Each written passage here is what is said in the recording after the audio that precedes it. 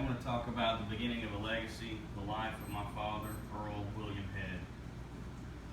My father, Earl William Head, was born in Baltimore, Maryland on April 12, 1963, to Mabel Ruth Head and Henry Ford Head. My grandmother was in the restaurant business her whole life, but I never met my grandfather.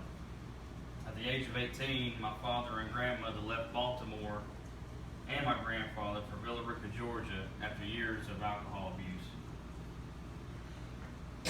My father dropped out of school at the age of 17 and met my mother, Donna Culberson, at age 19. They were married soon after. My father worked as a fixture in a hosiery mill. I was born on October 9, 1980. Their marriage was brief, only lasting 3 years, but they eventually found their true soulmates. My father met my stepmother, April Cole, in 1985. She gave birth to my sister in 1986, Jennifer. He continued working in the hosiery mill until he found his true calling to be a law enforcement officer. In 1993, he sent himself through the police academy and became a Georgia certified law enforcement officer.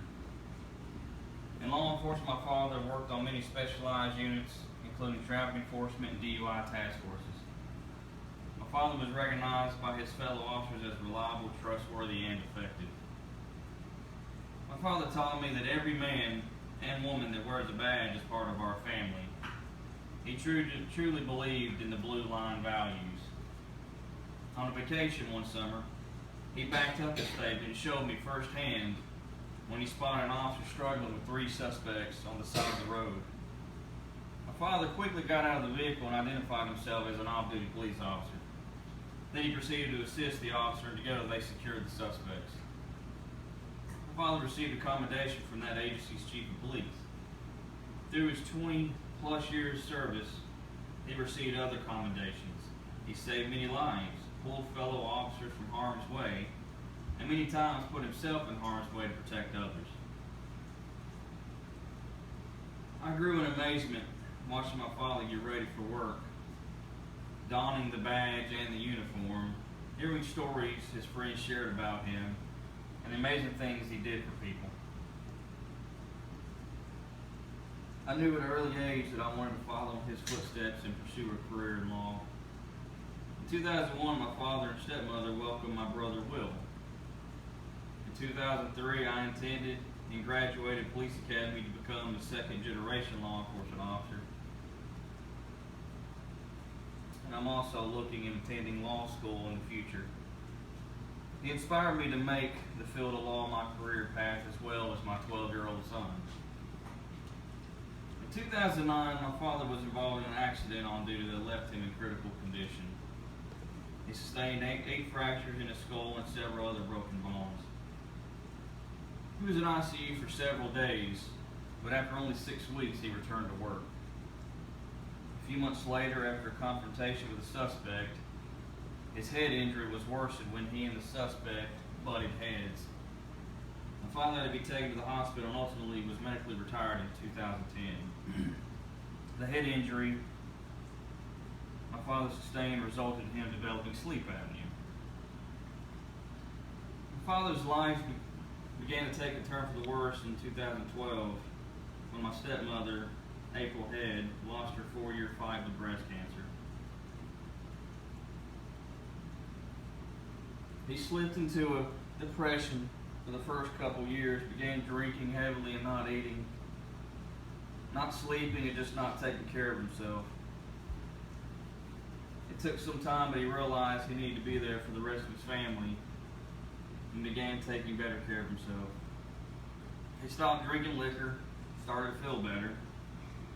Father even began discussing plans to run for sheriff in our county in the future. Everything was going very well. Father was finally starting to have a positive outlook again. But the morning of January 26, 2015, I had just gotten off duty. I arrived at home and went to bed when I heard a knock at my door. It was my aunt. She told me that my dad wasn't breathing. I rushed to the house to see the paramedics loading him up in the ambulance.